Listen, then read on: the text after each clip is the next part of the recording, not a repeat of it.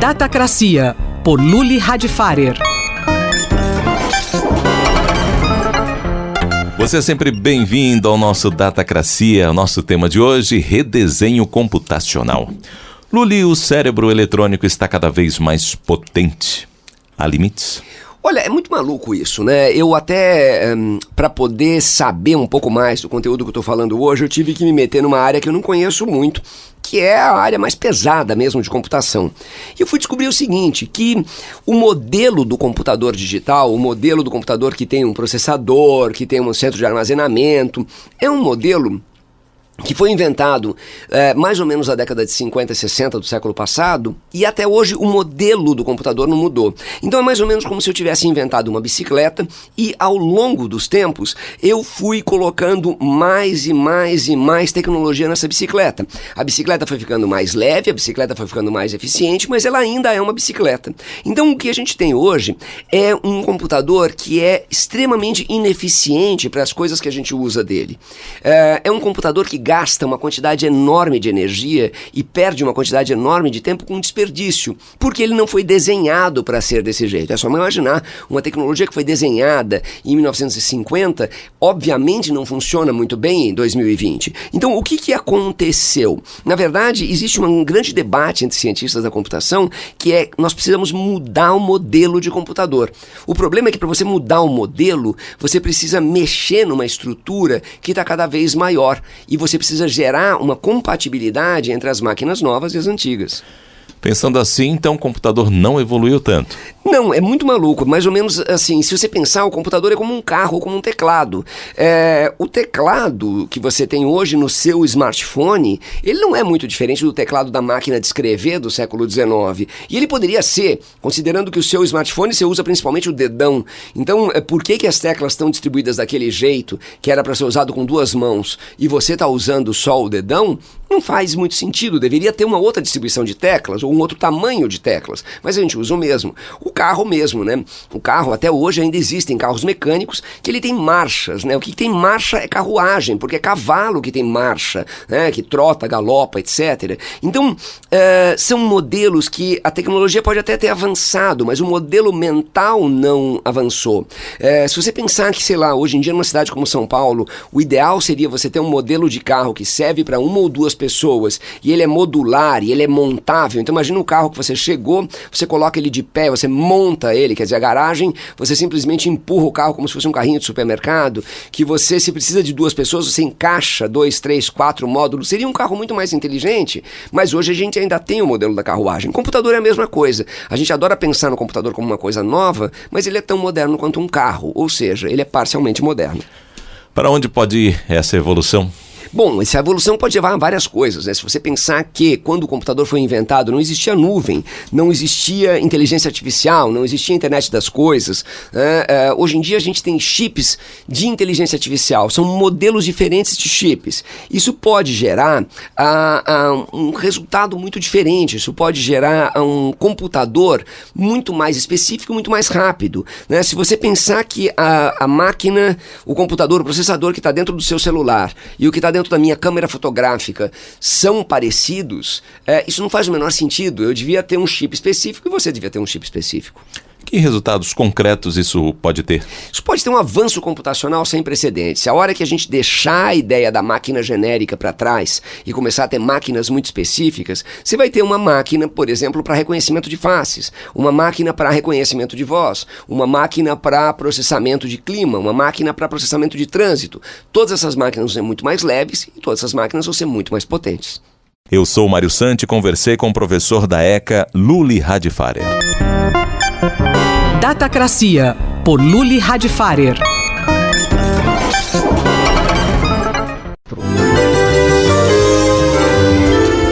Bibliomania, por Marisa Midori.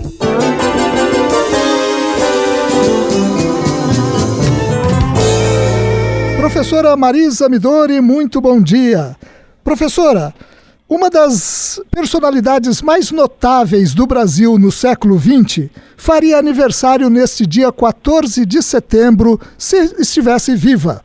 É Dom Paulo Evaristo Arnes. E a coluna é hoje uma homenagem a ele, não é isso, professora? Olá, Roberto. Olá, ouvintes da Rádio USP.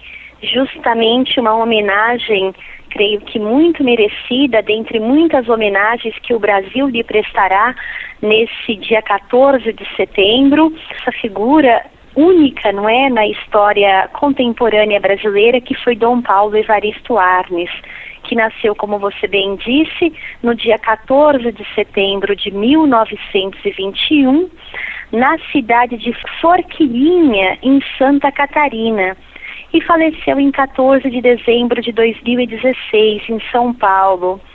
O Dom Paulo Evaristo Arnes foi um frade franciscano e cardeal emérito brasileiro, e foi arcebispo da Arquidiocese de São Paulo entre 1970 e 1998. Durante o seu período na Arquidiocese, ele fez grandíssimas obras.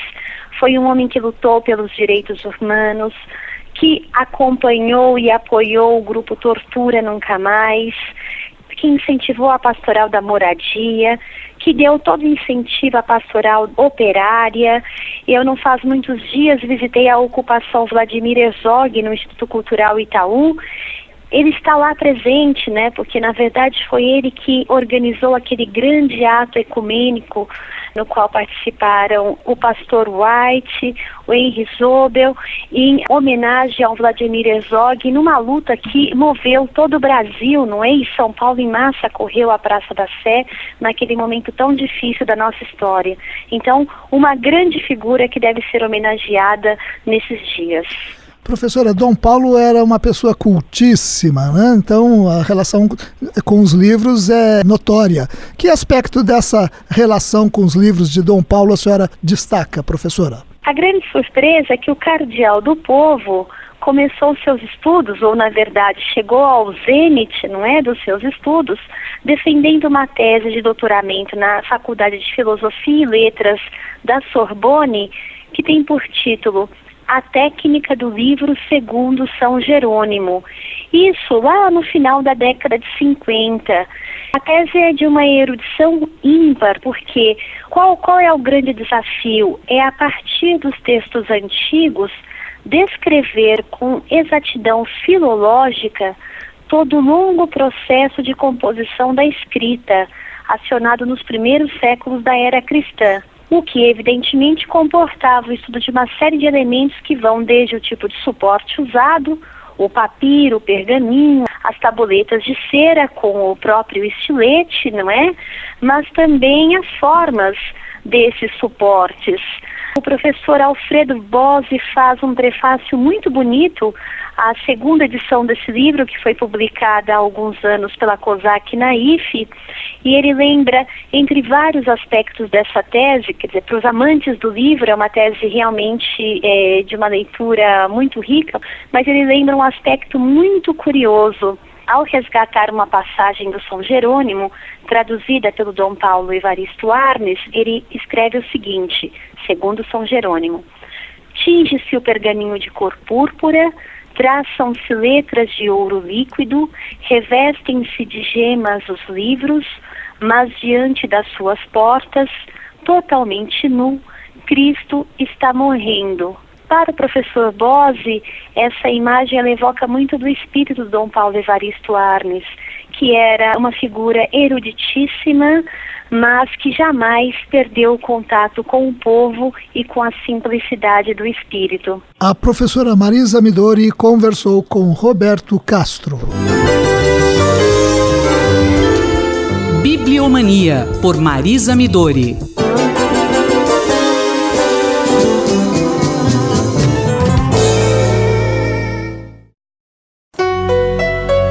Entender Estrelas, uma viagem pela astronomia, por João Steiner.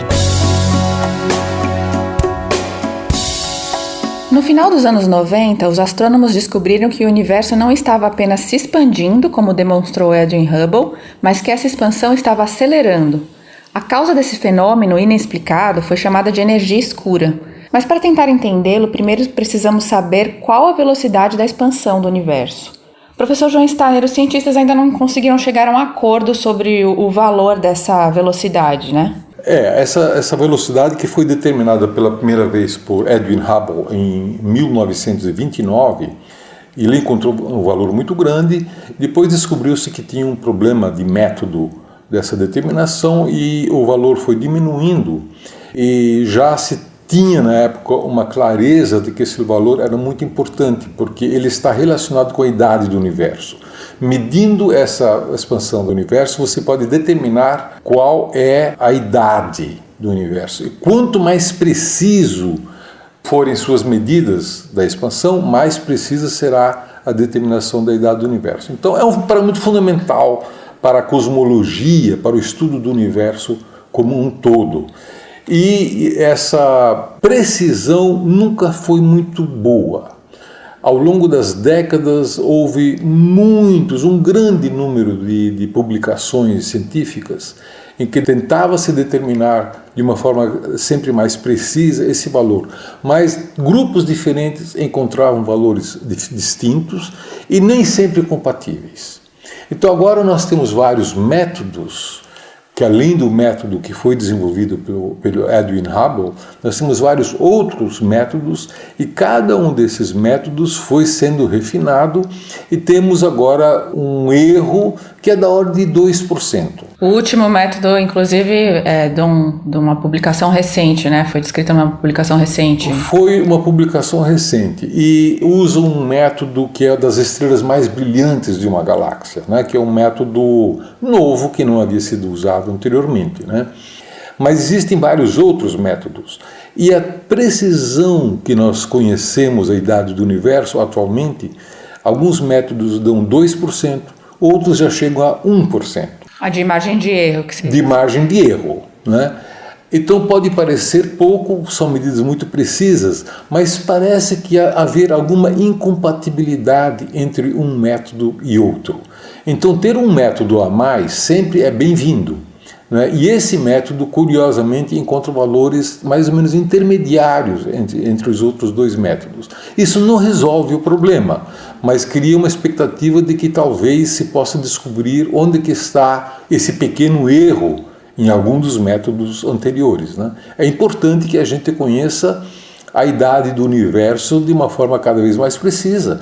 E já estamos com o valor de 1%, né? Sabemos que a idade do universo é de 13,8 bilhões de anos, com 1% de erro. Mas nós podemos melhorar isso, e é importante para os cientistas sempre fazer medidas com erro cada vez menor. Professor João Steiner, colunista da Rádio USP, conversou comigo, Luísa Caires. Entender Estrelas, uma viagem pela astronomia, por João Steiner.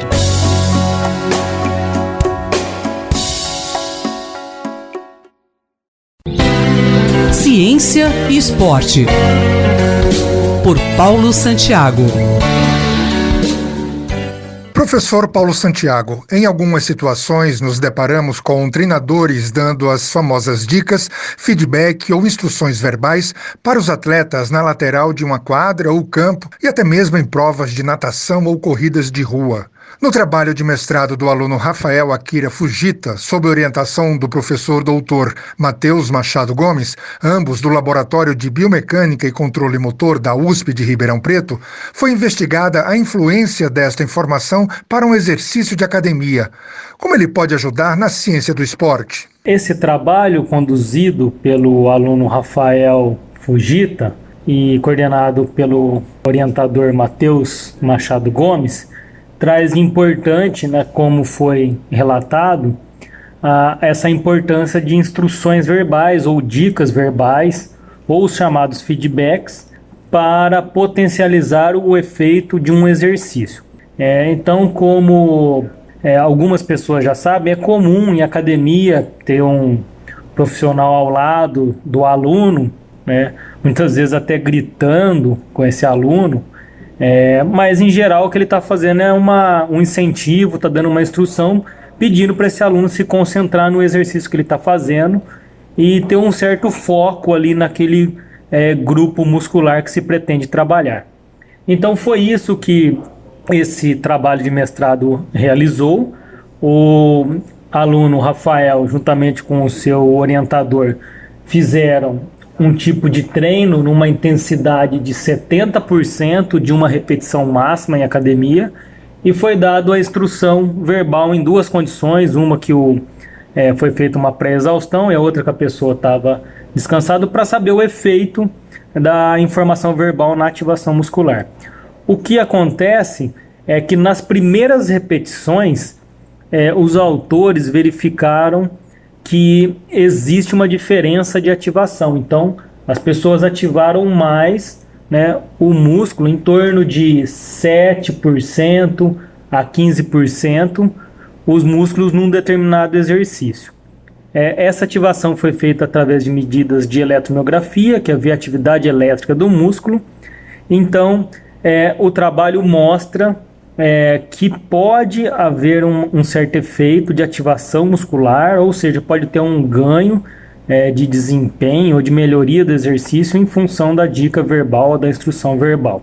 Isso é importante para o esporte de alto nível, porque muitas vezes nós verificamos técnicos, os treinadores à beira do campo ali, ou à beira da quadra, dando informações para os jogadores. Então, como podemos extrapolar os resultados deste tipo de pesquisa para o esporte ou para novas pesquisas?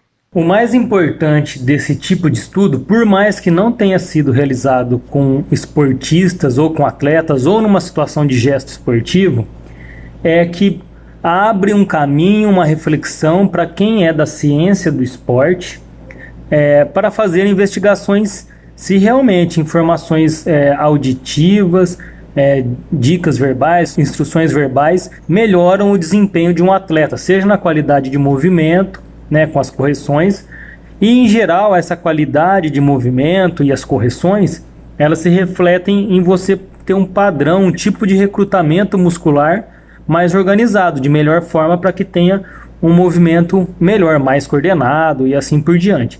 Então fica a dica aí para quem trabalha com ciência do esporte também, ficar atento na questão da instrução verbal. Basta procurar o trabalho na biblioteca digital da USP, de teses e dissertações, que vai encontrar lá o trabalho do Rafael. Nós ouvimos o professor Paulo Santiago, da Escola de Educação Física e Esporte da USP em Ribeirão Preto. Ferraz Júnior, da Rádio USP Ribeirão. Ciência e Esporte, por Paulo Santiago.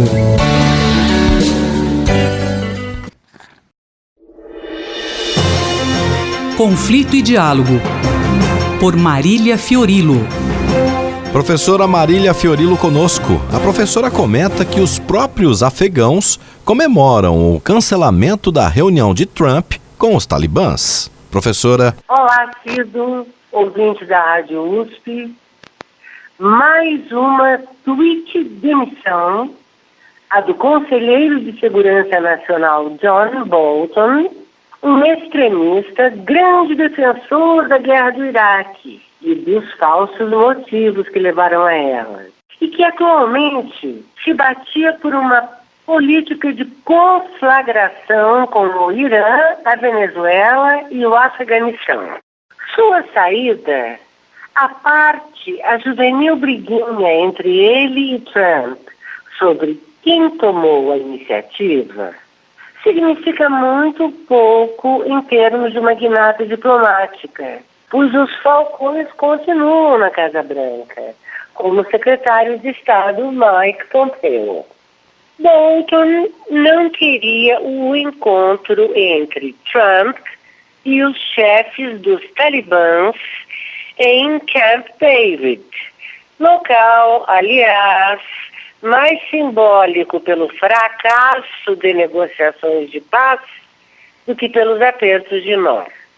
Trump acabou cancelando a reunião sigilosa com os talibãs, o que também não significa nada em termos desse esquisito processo de conversações entre representantes norte-americanos e chefes do ultra-extremista Talibã, começado em janeiro. Dizem que o governo afegão ficou aliviado com a suspensão da reunião. Numa guerra civil que já se arrasta por mais de 18 anos, qual o sentido de negociações de paz que excluem, como um dos interlocutores, o governo do próprio país. As estatísticas variam, mas se estima que o Talibã já domina entre 50% e 70% do território afegão. Na zona rural, ele é maioria, em parte porque a população é refém e em parte porque a população está cansada das bombas norte-americanas. Já nos centros urbanos, o Talibã é temido e odiado. Acabou de lançar mais um ataque com um saldo habitual de mortos e feridos. E não vai recuar. Principalmente agora que ele tem um rival em barbárie. O famigerado Daesh, que se fortaleceu na região e concorre com o Talibã no ranking de carnificinas.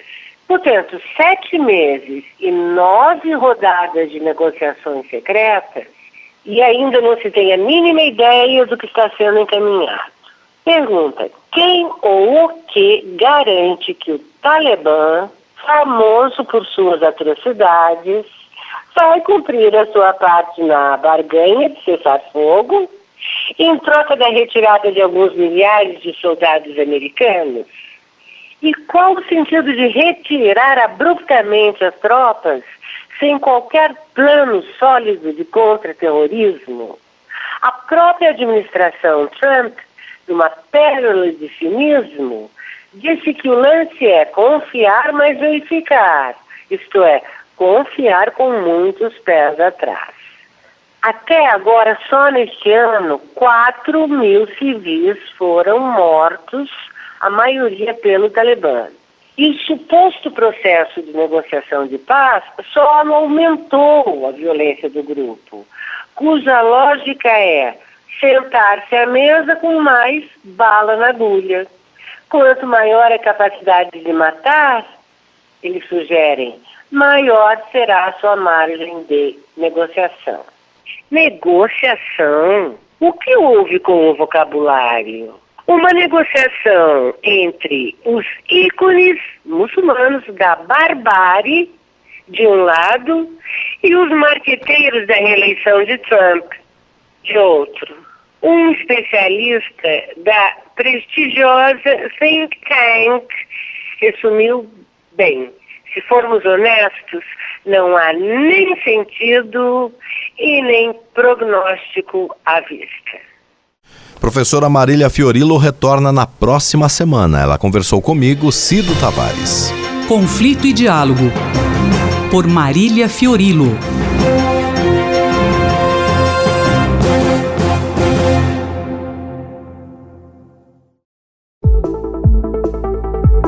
Educação e Direitos. Professora Eunice Prudente. Professora Eunice, qual o tema da coluna hoje? Vamos prosseguir com os nossos temas, educação e direito, comentando uma legislação nova, mas que já traz muitos resultados na nossa convivência, que é a Lei 11.340 de 2006, apelidada Lei Maria da Penha. Ela vem alcançar ocorrências de violência contra a mulher no âmbito da família, no âmbito doméstico.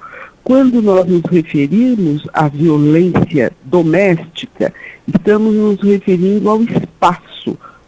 Infelizmente, é na nossa casa, nesse espaço, que muitas vezes ocorrem atos de violência. Mas também grave o fato de agressores e agressoras serem pessoas da família. Pode ser o marido, ex-marido, ex-noivo, compadre, irmão, pai, padrasto, ou as mulheres também da própria família, sogra, irmã, agredindo uma mulher. E observem as relações sociais ali são de muita proximidade, pessoas nas quais se confiava e, no entanto, praticaram violências. E o que nos impressiona é o crescimento desses números, agora devidamente notificado. É o Ministério da Saúde, mas também instituições sérias como o Fórum Brasileiro de Segurança Pública, que nos noticiam, por exemplo, o crescimento desses atos de violência de 2007 para 2018 em 145,1%. São 97 mil, quase 98 mil casos durante o ano de 2018. Então, esta situação é grave, concluindo, inclusive, o próprio Ministério da Saúde que a cada 4 minutos uma brasileira é agredida. Então, é preocupante para os direitos humanos da pessoa, que é o que cuidamos aqui com as informações e a educação em direitos. Agora, professora Eunice, que fatores contribuem para que esse aumento no número de casos de agressões contra as mulheres se apresente? Há entre nós uma banalização desses atos de violência no nosso próprio histórico, onde se exige para o homem, se exigem do homem ser um ser agressivo, seria um sinal de masculinidade, o que não tem nada absolutamente a ver.